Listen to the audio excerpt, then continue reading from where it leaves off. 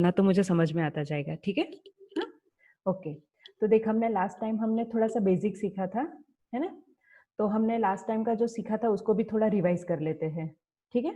हाँ, अच्छा, तुम्हारे पास सी इंस्टॉल है क्या? सी यस मैम। सॉफ्ट है ना? कौन सा, टर्बो सी है क्या? टर्बो सी। टर्बो सी। हाँ, तो मैं यहाँ पे टर्बो सी का जो विंडो ओपन करती हूँ तो वो तुमको वो विजिबल नहीं हो रही है ना? लास्ट हाँ टाइम मैम। वो ब्लू वाला नहीं, वो हाँ, तो ठीक है, तो अभी हम डिस्प्ले है। नहीं हो रहा था वो। हाँ, तो वो वही मैंने, क्योंकि जूम के अंदर वो बता रहा था, मुझे मैसेज आ रहा था कि ये वाला स्क्रीन शेयर नहीं हो रहा है। तो यहाँ पे है ना, ऑनलाइन भी हम सी का कंपाइलर निकाल सकते हैं, तो मैं वहां से दिखा रही हूँ। खाली स्क्रीन अलग अलग होगी, बस उतना ही फर्क रहेगा, ठीक है?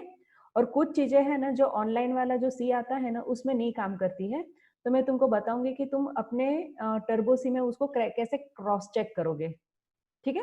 हाँ, तो चल अभी हम अपना आज का क्लास शुरू करते हैं, ओके? तो मैं पहले स्क्रीन शेयर कर लेती हूँ अपना। आवाज नहीं आ रही है तुम्हारी, हाँ, पर अभी ठीक है, चल अभी यहाँ पे ध्यान देना। हाँ, अब आ रही है ओके। तो स्क्रीन विजिबल हो रही है यहाँ पे एक, जिसमें वो hash include stdio.h int main वगैरह दिख रहा है। भरत, आपको वो प्रोग्राम का स्क्रीन दिख रहा है? Hello,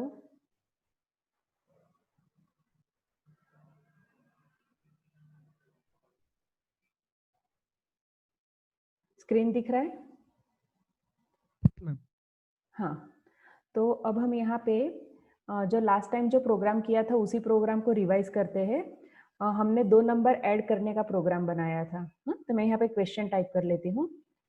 input 2 numbers and find sum. अभी एक चीज का कभी भी ध्यान रखना है कि हम कोई प्रोग्राम, हमारे सामने क्वेश्चन आता है तो ऑब्वियसली सबसे बड़ा पहला प्रॉब्लम क्या आ जाता है कि हमको कहाँ से काम शुरू करना वो नहीं समझ में आता है। तो कभी भी एक चीज ध्यान में रखो कि क्वेश्चन कैसा भी हो, उसका थोड़ा पार्ट तो हमको समझ में आता ही है, लाइक 10-20% तो समझ में आता ही है।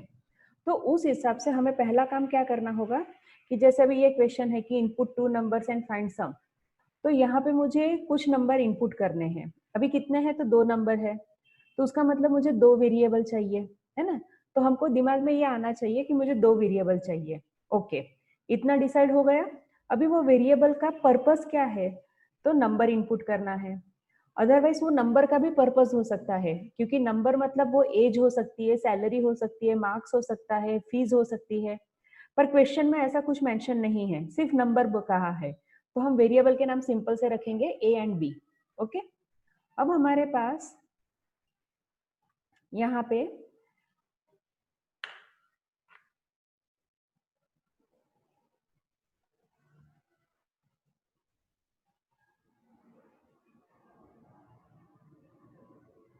अब हमारे पास यहाँ पे क्या हो जाएगा कि 2 नंबर के लिए वेरिएबल हमने डिसाइड कर लिए ए एंड बी, बराबर। अब हमें नेक्स्ट चाहिए, उनका डाटा टाइप चाहिए। तो नंबर के पीछे कोई रीजन नहीं बताया है। रीजन का मतलब है कि जैसे मैंने अभी कहा था वैसे ही कि वो एज है, सैलरी है, परसेंटेज है, मार्क्स है, तो ऐसा कोई रीजन नहीं है। तो ऐसे केस में फिर हम डाटा टाइप सिंपल सा इंटीजर रख लेंगे। ओके, सो यहाँ पे हमारे पास आ जाएगा डाटा टाइप में इंट ए कॉमा बी। ओके, इंट ए के बाद ये स्पेस आ जाएगी। अब जब भी हम कोई प्रोग्राम बनाते हैं तो यहाँ पे सबसे पहले हमें जो टास्क करना है उसके रिलेटेड एक मैसेज देना होगा। सो हम यहाँ पे मैसेज दे देंगे एंटर 2 नंबर्स।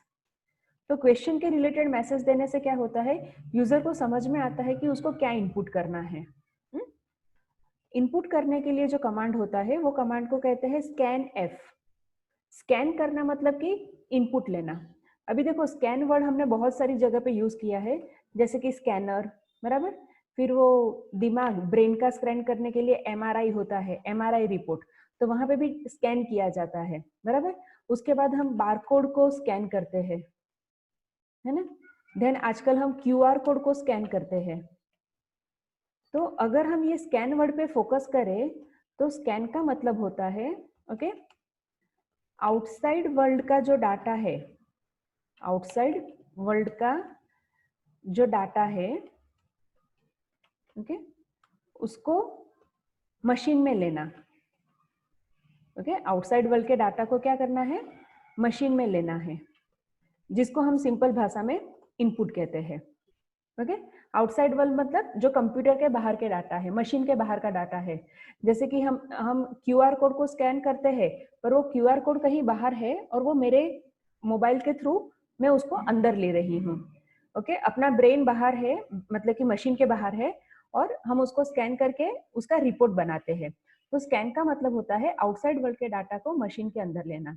तो हम कीबोर्ड से जो डाटा इनपुट करेंगे तो वो आउटसाइड वर्ल्ड के डाटा कहे जाएंगे और वो डाटा मशीन की मेमोरी में जाएंगे। तो इसीलिए फंक्शन का नाम स्कैन एफ है।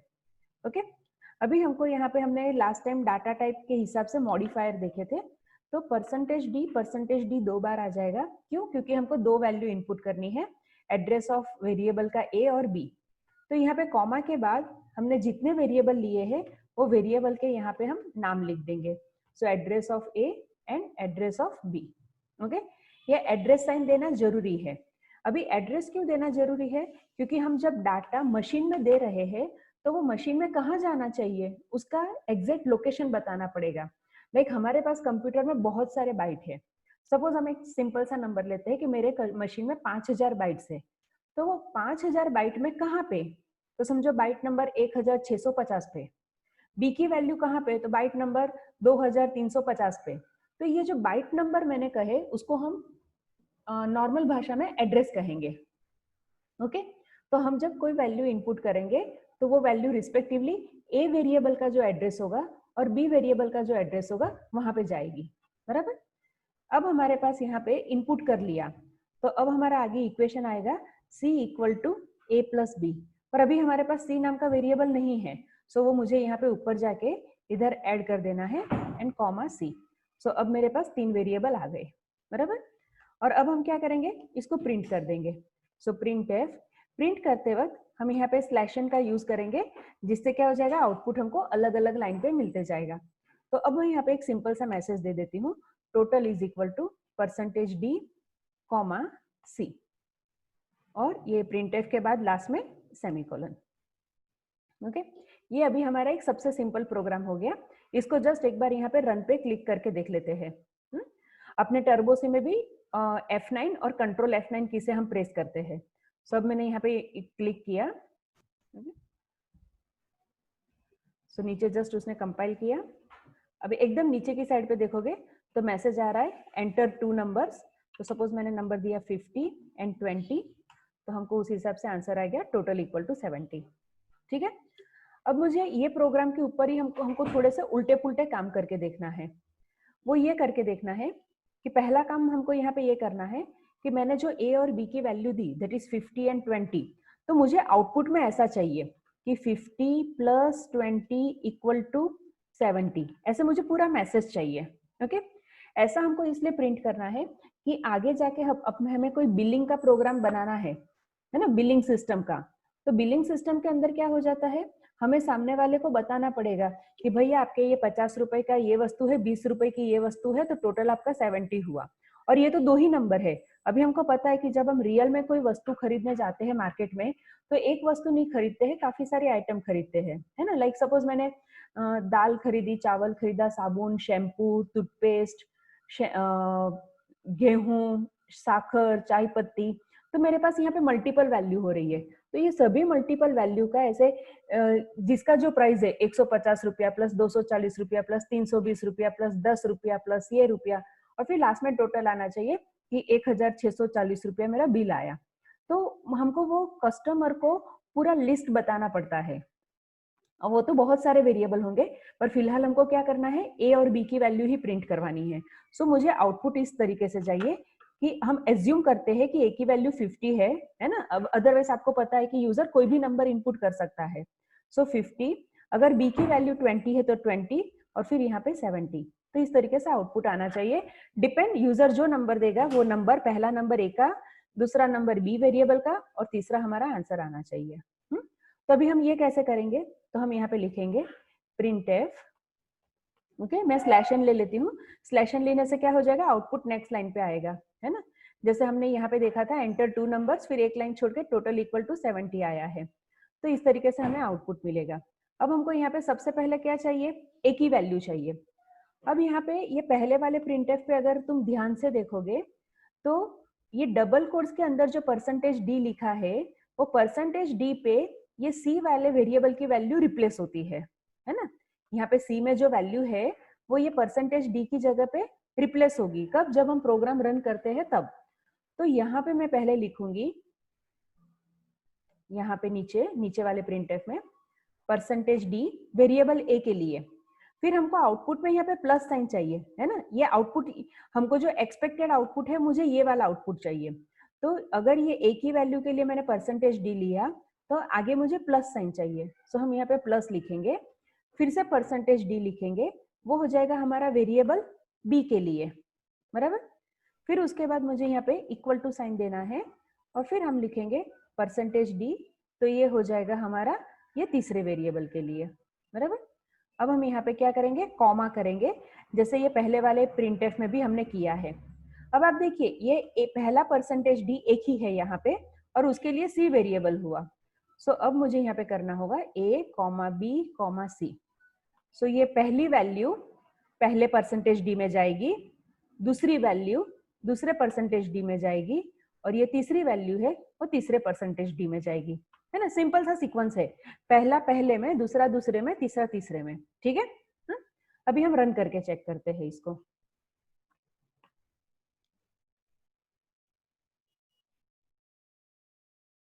सो यहाँ पे मैंने दिया 50 और दूसरा नंबर दिया 20। तो देखो इक्वेशन में आ गया ना नीचे 50 + 20 = 70। ठीक है, समझा यहाँ तक। अब हम यहाँ पे कोई दूसरा नंबर ट्राई करते हैं। सो अगेन हम इसको रन करेंगे। सो अभी मैंने कोई दूसरे नंबर दे दिए, सपोज 100 और 75। तो 100 + 75 = 175। तो क्या हो जाता है, ये हमारा एक इक्वेशन बनते जाता है और यूजर जैसी वैल्यू देता है उस हिसाब से वो वैल्यू हमको आउटपुट में आते जाती है। ठीक है, आई थिंक यहाँ तक समझ में आया भरत? हाँ, ओके। अभी देख हम क्या करने वाले हैं, तुमने उसके मुझे आंसर वो चैट विंडो में टाइप करके बताने पड़ेंगे। हाँ, और हम यहाँ पे कंसीडर करेंगे कि हम ए की वैल्यू 50 और बी की वैल्यू 20 इनपुट करेंगे। ओके, अब मैंने यहाँ पे क्या किया, ये जो वेरिएबल की सीक्वेंस है हम यहाँ पे क्या करने वाले हैं, printf /n %d + %d = %d। Okay, पर अब मैं यहाँ पे क्या कर रही हूँ, ये वेरिएबल की सीक्वेंस मैंने बदल दी, ऐसा कर दिया। ओके, पर याद रखना मैंने ए की वैल्यू 50 इनपुट की है, बी की वैल्यू 20 इनपुट की है, तो ऑब्वियसली आंसर में अपने को 70 आएगा क्योंकि ऑलरेडी हमने यहाँ पे इक्वेशन लिख दिया है। तो इक्वेशन लिख देने से क्या हो जाता है, सी के अंदर 70 आ चुका है, बराबर। तो ये लाइन के ऊपर हमको आउटपुट में 70 मिला था। ओके, अब तुमको ये वाली लास्ट वाली लाइन जो मैंने अभी टाइप की उसका आउटपुट बताना है। तो चैट विंडो में टाइप करोगे कि क्या आएगा आंसर, ट्राई करो।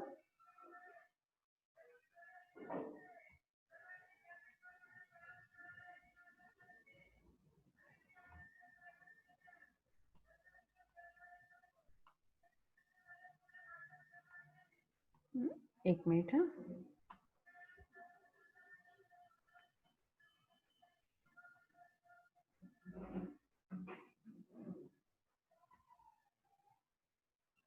नहीं 70 नहीं लिखना है। देख भरत, मैंने क्या दिया था, ए की वैल्यू 50 है, बराबर, बी की वैल्यू 20 है, तो ऑब्वियसली सी की वैल्यू 70 आई है, ये राइट है। पर अभी हमने प्रिंटफ में जो लिखा है ना, वो प्रिंटफ का आउटपुट बताना है। प्रिंटफ का आउटपुट, वो भी लास्ट वाले प्रिंटफ का आउटपुट बताना है। उसमें क्या आएगा वो बोलना है।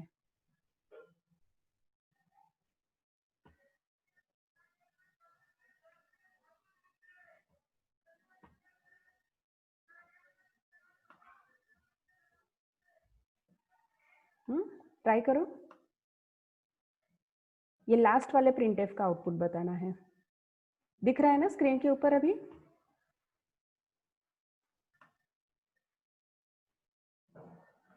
ट्राई करो।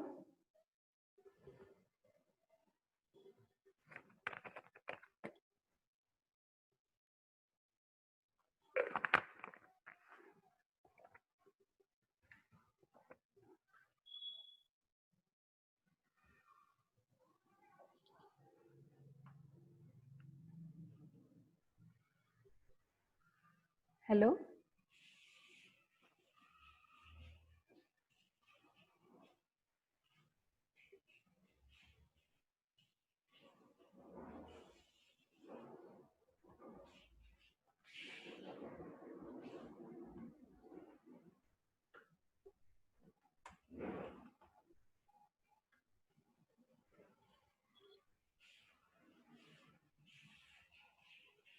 क्या हुआ भरत?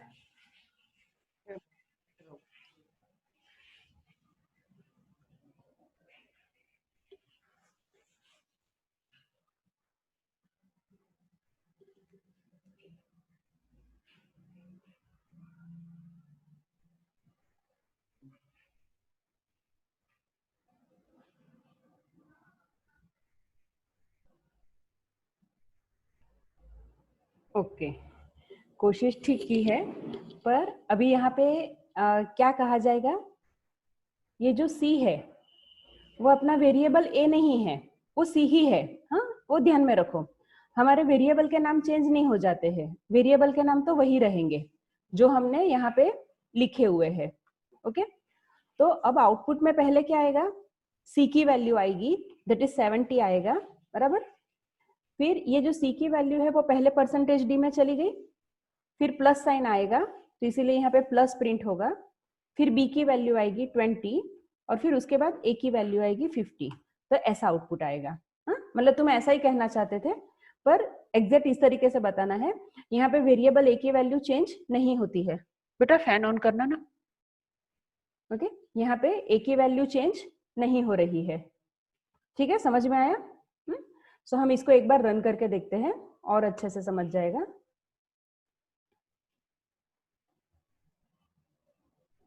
सो 50 20 है ना। फैन ऑन करें तो यहाँ पे ये जो लिखा है उसके पीछे का पर्पस ये है कि अगर हम इक्वेशन के अंदर वेरिएबल प्रिंट करवाते वक्त सीक्वेंस बदल देते हैं तो उसमें कंप्यूटर की गलती नहीं है, ये हमारी गलती है और इसको हम टेक्निकली बोलेंगे लॉजिकल एरर। ओके, तो हमारे पास अलग अलग टाइप की एरर होती है, तो this is known as a logical error. Okay, clear हुआ यहां तक? हाँ, सो यहाँ पे क्या हुआ? हमारा प्रोग्राम करेक्ट काम कर रहा है, वेरिएबल ए में इनपुट भी राइट हुआ है, बी में भी राइट हुआ है, इक्वेशन भी राइट है, पर यूजर ने प्रिंट करवाते वक्त ये जो सीक्वेंस थी, सीक्वेंस मतलब हमारे पास पहले ए वैल्यू बी वैल्यू आनी चाहिए थी, उसने एक आध वेरिएबल को आगे पीछे कर दिया तो आउटपुट चेंज हो जाता है। तो हमें प्रोग्राम बनाते वक्त लॉजिक के साथ साथ हमारा जो प्रिंटिंग वाले कमांड है उस पर भी ध्यान देना जरूरी है कि सब प्रॉपरली प्रिंट हो रहा है कि नहीं हो रहा है। ओके, अभी हम यहाँ पे फिर से एक प्रिंटफ कमांड लिखती हूँ मैं, और इसका आंसर बनाने की कोशिश करना। Okay, percentage D into percentage D is equal to percentage D comma A comma B comma C. तो ये जो अभी लास्ट वाली जो मैंने लाइन लिखी उसका आउटपुट क्या आएगा? इसका आउटपुट ट्राई करो। ए की वैल्यू 50 और बी की वैल्यू 20 है। हाँ, हम सेम वैल्यू के साथ कंसीडर करेंगे।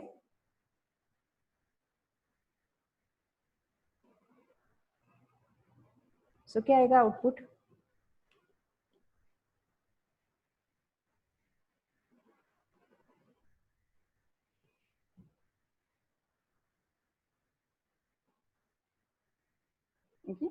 ए की वैल्यू 50 है और बी की वैल्यू 20 है।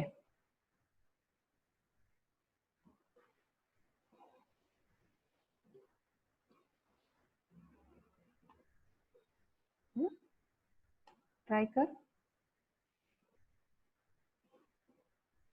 A is 50 and B is 20.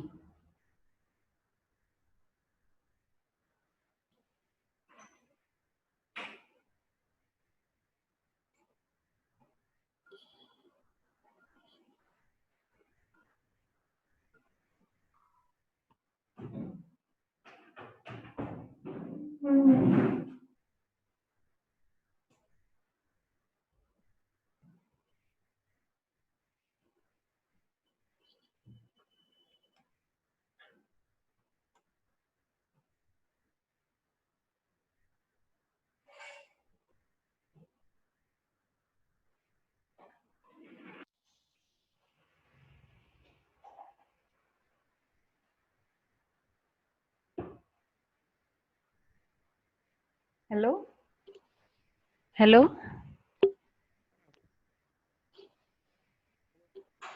हाँ, तो अभी यहाँ पे बस यही इम्पोर्टेंट पॉइंट है।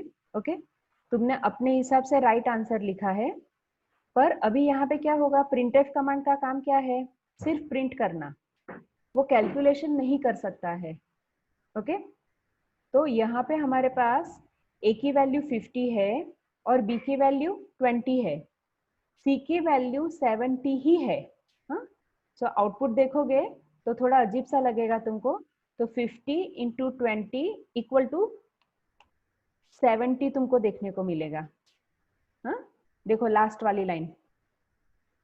ओके, मैथ्स के हिसाब से राइट आंसर था कि 50 इंटू 20 हमारा आंसर 1000 आना चाहिए था, पर उसकी जगह पे यहाँ पे 70 आ रहा है। नाउ क्यों ऐसा हुआ, क्योंकि हमने यहाँ पे सिर्फ प्रिंटिंग में इंटू की साइन डाली है, यहाँ पे इंटू की साइन डालने से मल्टीप्लीकेशन नहीं होता है। ओके, तो मुझे एक्चुअली मल्टीप्लीकेशन करना है तो क्या करना पड़ेगा, पहले मुझे इक्वेशन लिखना पड़ेगा। ओके, और फिर हम यहाँ पे प्रिंट करेंगे। तो देखो अभी यहाँ पे तुमको क्लियर करके देती हूँ। Into percentage D is equal to percentage D comma A comma B comma C. Okay, अभी हम इसको फिर से रन करते हैं। तो लास्ट वाली लाइन पे अभी तुमको करेक्ट आंसर देखने को मिलेगा। ओके, तो देखो अभी आया ना 50 इंटू 20 1000। ओके, तो ये दो लाइन के अंदर का डिफरेंस समझ में आया। हेलो, ये दो लाइन के बीच में डिफरेंस समझ में आया भरत? सो क्या प्रॉब्लम हुआ था, यहाँ पे हमने कैलकुलेशन नहीं किया है। एक चीज याद रखो, डबल कोट्स के बीच में हम जो भी लिखेंगे कंप्यूटर को कोई फर्क नहीं पड़ता है। लाइक मैंने यहाँ पे प्रिंट एफ, ओके, और डबल कोट्स में मैंने ऐसा कुछ भी लिखा तो वो एरर नहीं है, वो एज इट इज प्रिंट करेगा, है ना। अभी हम रन करके देखेंगे। तो ये जो मैंने क्या टाइप किया है मुझे खुद को ही नहीं पता है, ऐसे टप टप टाइप कर दिया। तो हमने यहाँ पे जो भी लिखा था वो वैसा का वैसा प्रिंट हो गया है। तो डबल कोट्स के अंदर अगर आपने इक्वेशन भी लिखा है तो भी वो प्रिंट नहीं होगा। सो हमें ये छोटे छोटे पॉइंट्स का ध्यान में रखना है। क्या होता है कि बहुत सिंपल प्रोग्राम होने के बावजूद भी हमारा आउटपुट गलत आता है और हमारा उसकी ओर ध्यान ही नहीं जाता है कि हमने इक्वेशन लिखा ही नहीं था। बिना इक्वेशन लिखे आप डायरेक्ट ऐसे प्रिंट करोगे तो वो कंपाइलर प्रिंट नहीं कर सकता, कैलकुलेट नहीं कर सकता है। ओके, प्रिंट एफ का काम है क्या, देखो नाम पे फोकस करो, प्रिंट एफ मतलब कि खाली प्रिंट करना, वो कैलकुलेशन का काम नहीं करेगा। ठीक है, तो इस तरीके से ये काम करेगा। अभी हम यहाँ पे ये जो छोटे छोटे पॉइंट्स हमने अभी डिस्कस किए उस पर एक बार मैं रिवाइज करवा लेती हूँ। हाँ, सो पहला काम हमको प्रोग्राम के स्टार्टिंग में वेरिएबल डिक्लेयर करना है। ओके, क्वेश्चन में जब कुछ खास स्पेसिफाई नहीं किया है कि आपको नंबर क्यों चाहिए, तो फिर आप वेरिएबल के नाम A B C X Y ऐसे रख सकते हो। पर अगर क्वेश्चन में वेरिएबल के पीछे रीजन बताया है कि आपको सैलरी इनपुट करना है, अमाउंट है, फीस है, मार्क्स है, तो फिर वेरिएबल के नाम एबीसी नहीं रखकर वो टॉपिक के रिलेटेड नाम रखने के। ओके, दूसरा डाटा टाइप, डाटा टाइप सबसे इंपॉर्टेंट पार्ट हो जाता है। अभी यहाँ पे हमको नंबर के पीछे का अगेन रीजन नहीं है तो इसीलिए मैंने डाटा टाइप इंट रखा है। पर अगर परसेंटेज होता था तो मुझे डाटा टाइप फ्लोट रखना पड़ता था क्योंकि हमको उसमें डेसिमल पॉइंट के साथ वैल्यू स्टोर करनी होती है। तो ये चीज ध्यान में रखनी है कि आपको कब कौन सा डाटा टाइप लगेगा। डाटा टाइप के हिसाब से आपको यहाँ पे प्रॉपर मॉडिफायर यूज करना है। जैसे कि अभी हमने यहाँ पे परसेंटेज डी यूज किया क्योंकि हमारे पास प्रोग्राम के अंदर वेरिएबल हमने इंटीजर लिया था, तो इंटीजर के लिए परसेंटेज डी यूज किया जाता है। पर अगर हमने फ्लोट लिया होता था तो परसेंटेज एफ आ जाता था, या डबल होता था तो परसेंटेज एल एफ आता था। इन शॉर्ट जो भी डाटा टाइप है उसके रिलेटेड मॉडिफायर लगेगा। अगर याद नहीं है तो जो मैंने आपको वर्ड फाइल के अंदर डाटा टाइप का लिस्ट दिया था उसमें से चेक कर लेने का, बराबर। प्रिंट करते वक्त हम डबल कोट्स में कुछ भी लिख सकते हैं। अगर आप यहाँ पे ध्यान से देखो तो हमारे पास टोटल नाम का वेरिएबल है ही नहीं, पर डबल कोट्स के बीच में हमको जो मैसेज देना है वो मैसेज हम दे सकते हैं, बराबर।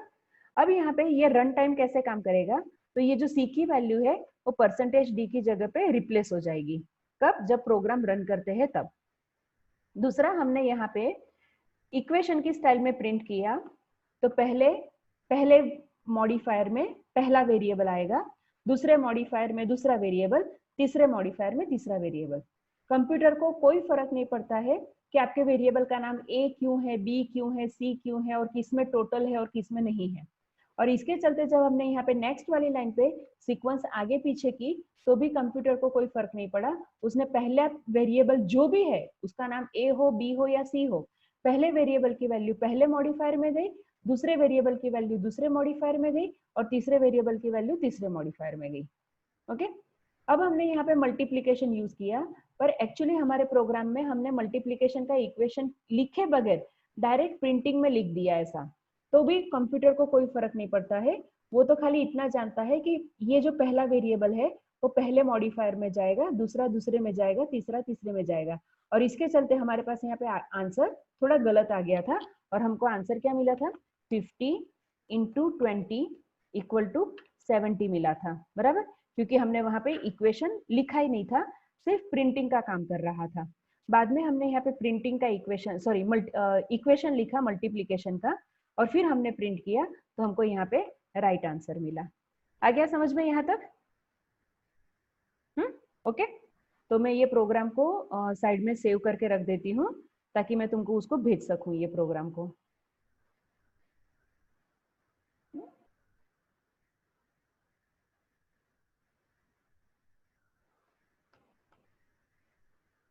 ठीक है, तो मैंने उसको सेव कर दिया है। ओके। अभी हम यहाँ पे थोड़ा सा नया सीखेंगे, और उसके लिए हमको एक वर्ड आता है आस्की। सुना है आस्की के बारे में? एक वर्ड आता है आस्की। तो इसको कहते हैं American standard code for information interchange. ठीक है। अभी ये एक्चुअली था क्या, तो जैसे हमने पहले वाले क्लास में सीखा था कि बाइनरी लैंग्वेज होती है ना, 1 और 0 के फॉर्मेट में। अब कंप्यूटर को 1-0 नहीं, कंप्यूटर को 1-0 समझ में आता है, पर हमको 1-0 समझ में नहीं आता है। तो अगर मैं ऐसा कुछ लिख रही हूँ तो ये हमको नहीं समझ में आता कि एग्जैक्टली मैंने क्या लिखा है। पर अभी हाई लेवल लैंग्वेज के अंदर हम तो सिंपल अल्फाबेट्स, नंबर्स, डिजिट वगैरह टाइप करते हैं। तो जब हम कंप्यूटर में ए टाइप करते हैं तो ए की कुछ तो ऐसी बाइनरी होती है, वो मशीन में जाती है। फिर अगर बी है तो बी की भी ऐसी कुछ बाइनरी होगी। ओके। हर एक लेटर की, डिजिट्स की, सिंबल की बाइनरी है। ओके। तो वो बाइनरी का लिस्ट क्या है वो मैं तुमको दे दूंगी कि कैसे रहता है, पर हर एक लेटर की एक बाइनरी होती है। वो बाइनरी जो होती है उसी को हम आस्की वैल्यू कहते हैं। तो ये जो आस्की वैल्यू है उसकी रेंज है 0 से लेके 255। और उसमें जब हम कैपिटल ए टाइप करेंगे तो उसकी वैल्यू है 65, कैपिटल बी लेंगे तो उसकी आस्की वैल्यू है 66, कैपिटल सी 67। ऐसे करते करते जब हम कैपिटल जेड तक जाएंगे तो वो आस्की वैल्यू आती है 90। वैसे ही स्मॉल लेटर की होती है, स्मॉल ए की आस्की वैल्यू 97 से शुरू होती है, फिर स्मॉल बी 98 है ना, 1 से ऐसे इंक्रीज होता जाता है, 99। तो इस तरीके से स्मॉल जेड तक जाएंगे तो वो आता है 122। ओके। इवन जब हम कीबोर्ड से 0 टाइप करते हैं, ओके, ध्यान में रख 0 एज अ कीबोर्ड, देखो एक चीज याद रखो, कीबोर्ड के ऊपर जैसे ABCD एक बटन है, तो वैसे 0 1 2 3 वाले भी एक बटन है ना। तो एक बटन के रूप में उसकी ASCII वैल्यू 48 है, 0 की। फिर जो 1 है एज अ बटन के रूप में, हाँ, उसके ASCII वैल्यू है 49। सो वैसे ही हम जब 9 तक जाएंगे तो उसकी ASCII वैल्यू हो जाती है 57। फिर उसके बाद आ जाता है स्पेस की, है ना, कीबोर्ड पे सबसे बड़ी की है स्पेस की, तो उसकी ASCII वैल्यू है 32। बेटा दरवाजा बंद कर देना। तो ASCII वैल्यू है 32। ओके, देन हमारे पास आता है एंटर की। तो एंटर की ASCII वैल्यू 13 है। तो ये जो ASCII वैल्यू है वो थोड़ा हमको ध्यान में रखना पड़ता है, वो प्रोग्राम सीखते सीखते हमको याद रह जाता है। ओके, तो अभी हमको क्या करना है, हमारा क्वेश्चन क्या है, तो क्वेश्चन ये है, ओके, कि input character and print it's ASCII value. Okay, इसका मतलब अगर मैं A टाइप करती हूँ तो हमको A की ASCII वैल्यू मिलनी चाहिए, B टाइप किया तो B की ASCII वैल्यू मिलनी चाहिए। ठीक है, तो अब हम यहाँ पे आते हैं। अभी हमको क्या इनपुट करना है, कैरेक्टर इनपुट करना है, तो डाटा टाइप कैरेक्टर हो जाएगा और वेरिएबल का नाम मैंने CH रख दिया। तो टॉपिक के रिलेटेड हमें वेरिएबल के नाम लेते जाना है। अब यहाँ पे हम मैसेज भी चेंज कर देंगे, enter character, enter character. Even हम बीच में से इक्वल टू साइन वगैरह भी रख सकते हो। अब कैरेक्टर का मॉडिफायर क्या है, %C, और ये हो जाएगा एड्रेस ऑफ CH। एक ही वेरिएबल इनपुट कर रहा है इसलिए बस इतना सा ही आएगा। और ये इक्वेशन वगैरह पहले का जो है वो सब मैं कट कर देती हूँ क्योंकि वो अभी हमको नहीं चाहिए।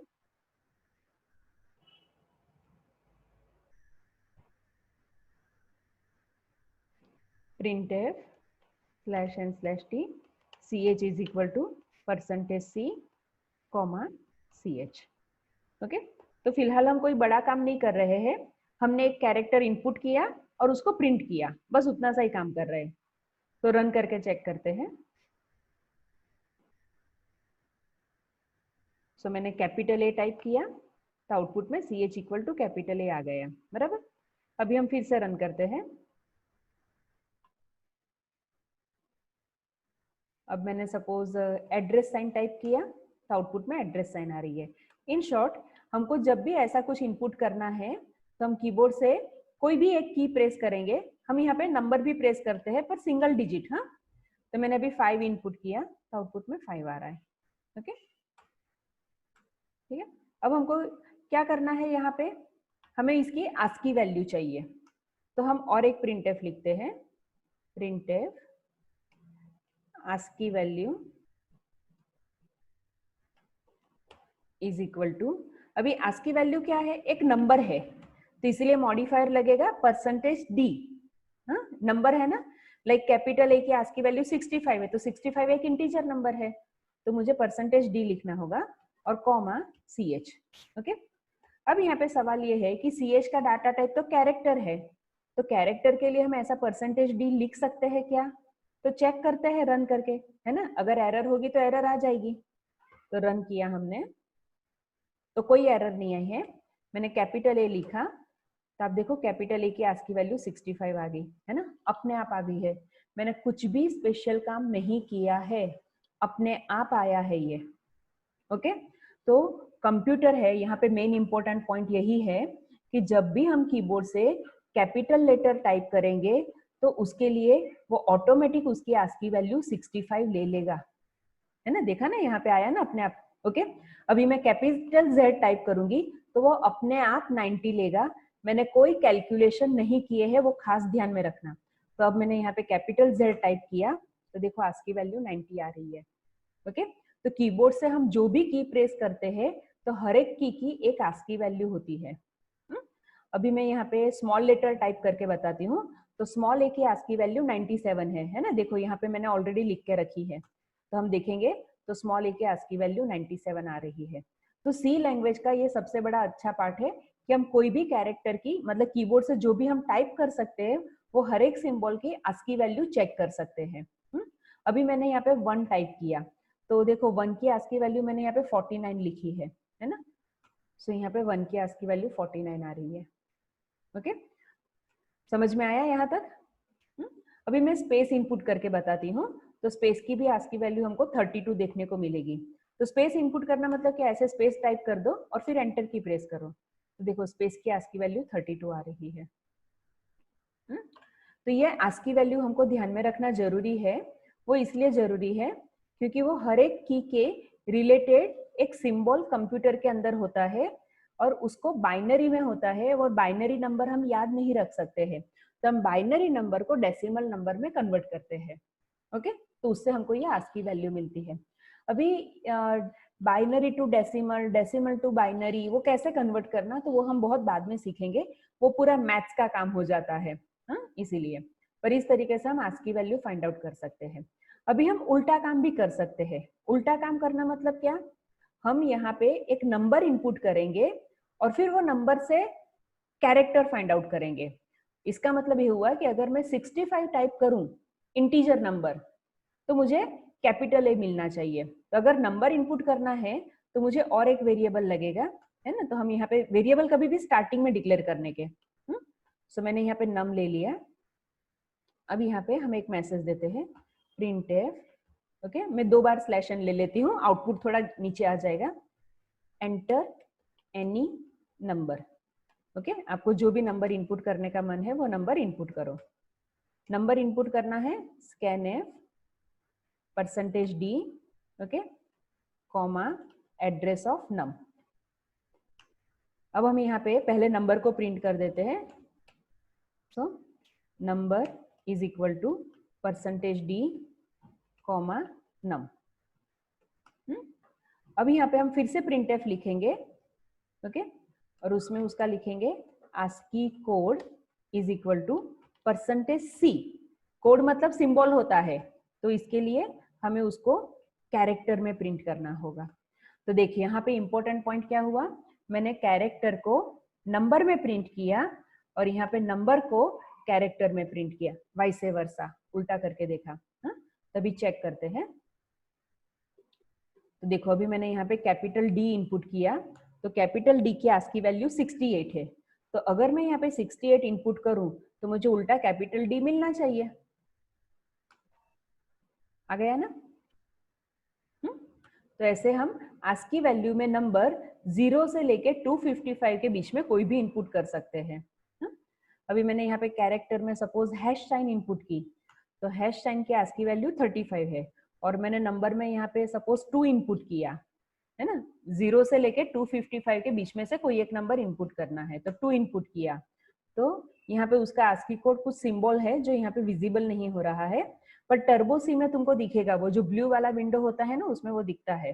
तो स्माइली, ऐसे अलग अलग सिंबल्स आएंगे तुमको, तो वो देखने को मिलते हैं। तो ये हुआ हमारा आस्की वैल्यू का काम। ओके, आस्की वैल्यू के ऊपर और भी काम करना रहता है, पर ये हमारा सबसे सिंपल वाला काम हुआ। तो जस्ट एक बार इसको रिवाइज करते हैं। आस्की का 1 मिनट है।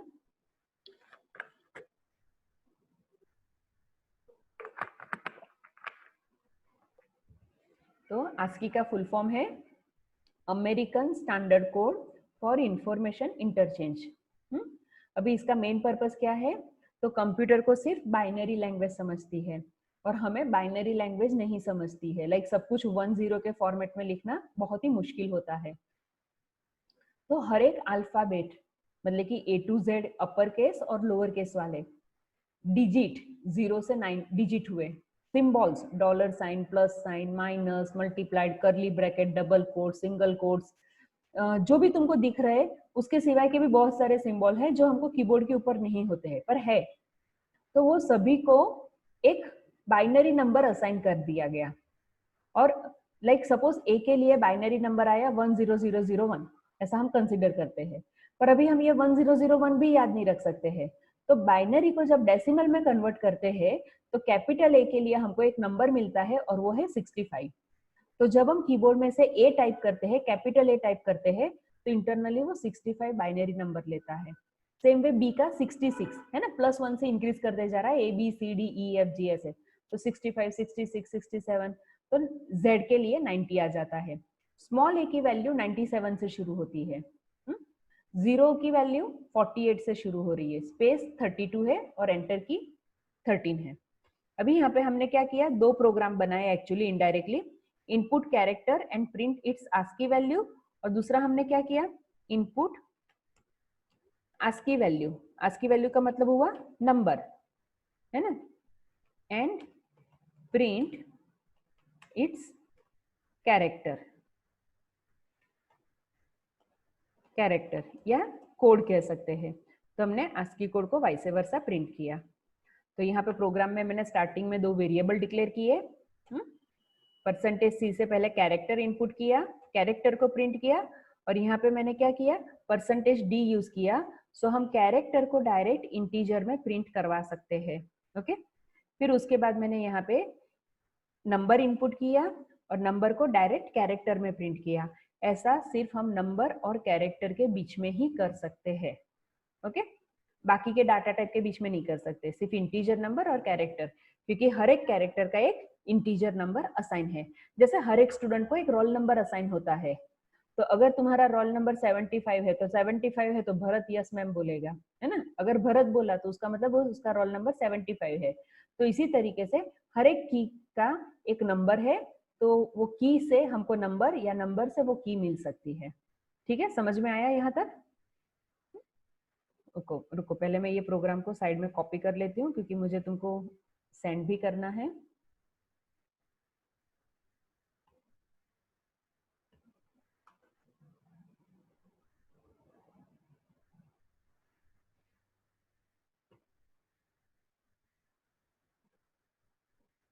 हाँ तो चल, अभी यहाँ तक मैंने जो एक्सप्लेन किया उसमें कोई डाउट है तो वो पहले मेरे से पूछ ले, वो चाहे नंबर्स वाले प्रोग्राम का हो या फिर ये आस्की वाला हो। आस्की वैल्यू की और भी थोड़ी मैं डिटेल तुमको बताऊंगी, पर पहले अभी तक जितना सीखा उसमें मतलब कि आस्की वैल्यू का यूज कहाँ पे करेंगे, है ना, प्रोग्राम के अंदर, तो वो मैं बाद में बताती हूँ। पर पहले यहाँ तक का कोई डाउट है तो पूछ ले। सब समझा है? तो और एक प्रोग्राम बनाना है यहाँ तक कि कल करना है, वो बोल, मैं उस हिसाब से आगे कंटिन्यू करूँ कि नहीं करूँ। बनाया तो भी चलेगा। हाँ, नहीं सुनाई दिया। नहीं, कंटिन्यू यस नो खाली उतना बोल। यस। ओके, तो हम अभी डिवीजन एंड मॉड्यूलस ऑपरेटर को डिस्कस करेंगे। ठीक है, हम लोग अभी क्या करेंगे, जैसे हमने प्लस किया, मल्टीप्लाइड किया, तो वैसे डिवीजन एंड मॉड्यूलस ऑपरेटर को करते हैं, बराबर। फिर बाकी का कल करेंगे, आज ये डिवीजन एंड मॉड्यूलस ऑपरेटर को कर लेते हैं। ठीक है, तो मैं वापस स्क्रीन शेयर कर लेती हूँ।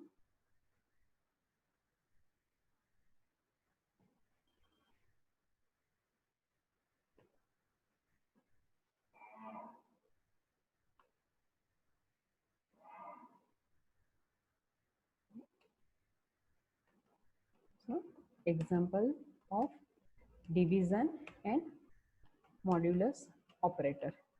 ओके, अभी सीधी सी बात है, हम डिवीजन और मॉड्यूलस ऑपरेटर ले रहे तो कम से कम 2 नंबर तो चाहिए, बराबर। तो अब हम यहाँ पे 2 नंबर लेंगे, सो उसके लिए हमारे पास आ जाएगा, पहले तो ये कैरेक्टर CH वगैरह हम कट कर देते हैं। सो वापस सिंपल वेरिएबल के नाम कर देते हैं A, B and C। Okay, enter 2 numbers, जो हमने पहले बनाया था वही काम फिर से करते हैं। %d, address of A, address of B। अब ये पहले का मैं पूरा डिलीट कर देती हूँ, पूरा फ्रेश टाइप करेंगे।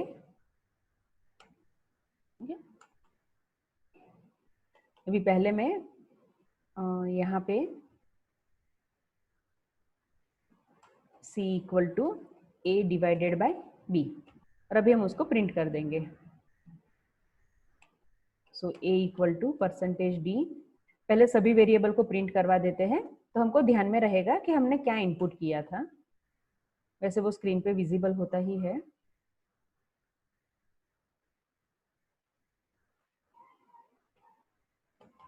printf p is equal to %d, b, printf division, हाँ डबल कोट्स के मैसेज में हम कुछ भी लिख सकते हैं, कॉमा सी। ठीक है, सो जस्ट इतना रन करके देख लेते हैं।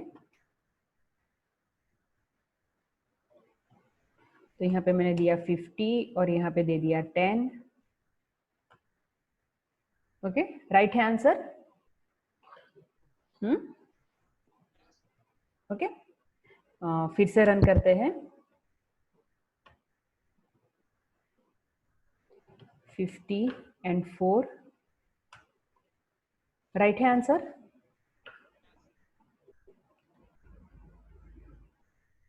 पॉइंट में नहीं आना चाहिए था, है ना? ऐसे पास में लेके बोलना, आवाज नहीं आ रही है। फ्लोट में आना चाहिए, पॉइंट में हाँ आंसर उसका।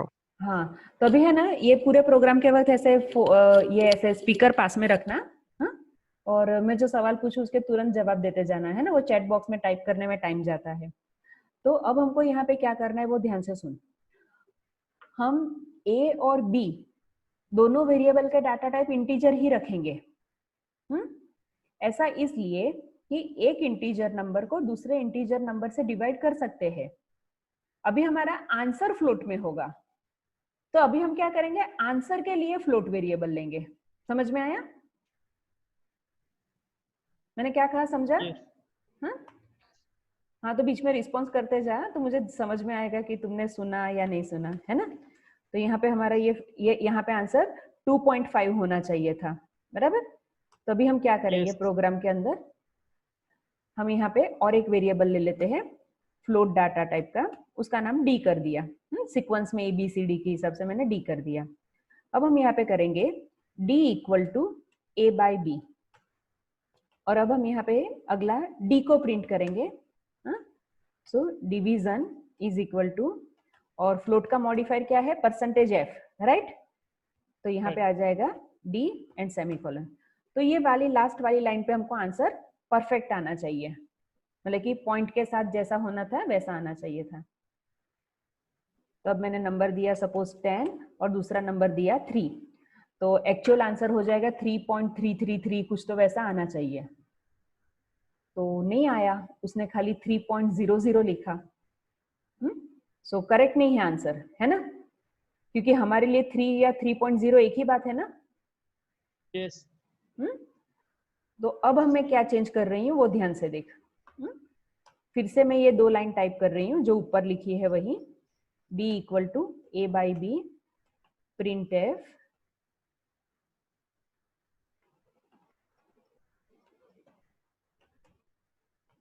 Division is equal to %f, d।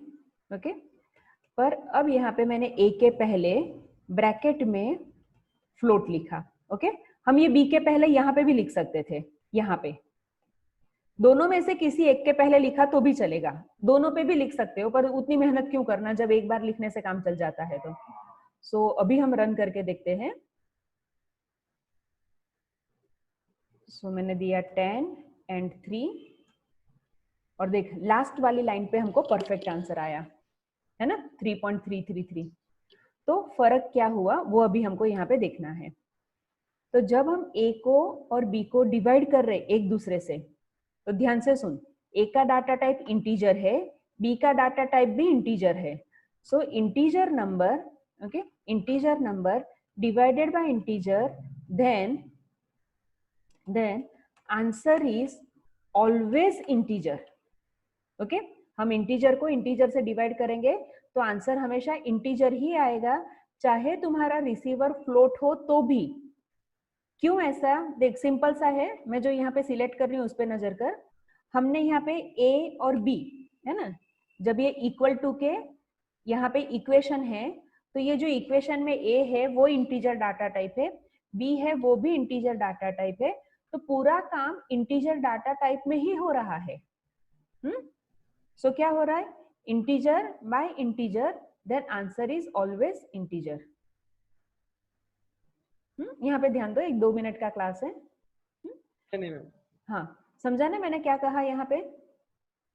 Yes. देखिए, हाँ, वेरिएबल ए इंटीजर है, बी भी इंटीजर है, तो जब इक्वेशन मेमोरी में काम कर रहा है तो पूरा इक्वेशन के पास इंटीजर मेमोरी है, तो वो पॉइंट वाली वैल्यू प्रोसेस कर ही नहीं सकता है।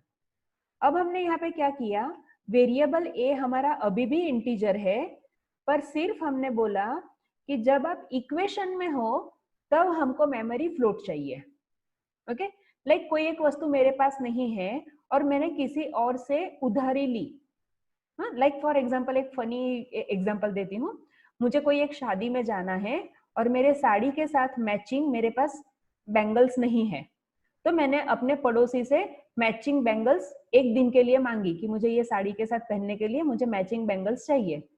फिर शादी में जाके आ गई और मैंने बाद में उनको वो वस्तु रिटर्न कर दी, तो एक्चुअली वो बैंगल्स मेरी नहीं थी, पर टेम्पररी वो फंक्शन के लिए मैंने उनसे कोई एक वस्तु मांगी। तो वैसे ही हमने यहाँ पे वेरिएबल ए और बी इंटीजर मेमोरी के हैं, पर जब इक्वेशन में काम कर रहे हैं तब हमने उसको बोला कि अभी आप फ्लोट के हिसाब से काम करो ताकि हमको पॉइंट वाला आंसर मिले। ओके, तो इस वाले काम को टेक्निकली कहते हैं type casting. Okay, type casting का मतलब क्या हुआ, टेम्पररी, ओके, परमानेंट नहीं, टेम्पररी एक डाटा टाइप का दूसरे डाटा टाइप में कन्वर्ट होना, टेम्पररी। ओके, लाइक सपोज अगर मैंने कल तुमको बोला कि तुम यहाँ पे क्लास लो, तो तुम एक दिन के लिए टीचर बन गए। जैसे स्कूल में हम टीचर्स डे सेलिब्रेट करते ही थे ना, तो क्या होता था, एक दिन के लिए हमको टीचर बनने का मौका मिलता था, तो हमारा बिहेवियर टीचर के जैसा हो जाता था। हम बच्चों का अटेंडेंस लेते थे, बोर्ड पे लिख के पढ़ाते थे, है ना। तो क्या हुआ, टेम्पररी एक दिन के लिए भरत स्टूडेंट में से टीचर बना, टाइप कास्टिंग हुआ। फिर बाद में तो हम वापस नेक्स्ट डे अपने यूनिफॉर्म में ही आना शुरू कर देते थे, तो इसको टाइप कास्टिंग कहते हैं। ओके, तो इसके चलते अपने को यहाँ पे आंसर पॉइंट में मिला। ओके, अभी मैं ये प्रिंट एफ कमांड फिर से एक बार लिख रही हूँ। Okay, division is equal to, okay, percentage 0.2f मैंने लिखा। हाँ, तो इसका मतलब ये हुआ कि मुझे पॉइंट के बाद, ओके, डेसिमल पॉइंट में 2 डिजिट चाहिए। तो जब अभी हम रन करेंगे तो पॉइंट के बाद अपने को जो बहुत सारे डिजिट आ रहे थे, पिछली बार हमने देखा था, तो उतने सारे नहीं आएंगे और सिर्फ 2 आएंगे। तो देख, लास्ट वाली लाइन पे 3.33 आया। तो पर्सनल लाइफ में हम इतने सारे 33 नहीं लिखते हैं, हम खाली 2 लिख के काम चला देते हैं। तो जब हमको आउटपुट में वैसा चाहिए तब हम परसेंटेज 0.2f लिखते हैं। ओके, आ गया समझ में? और अभी हम यहाँ पे एक मॉड्यूलस ऑपरेटर का यूज करते हैं, तो उसके लिए मुझे और एक वेरिएबल लगेगा। सो उसको हम यहाँ पे डिक्लेयर कर देते हैं इंट n।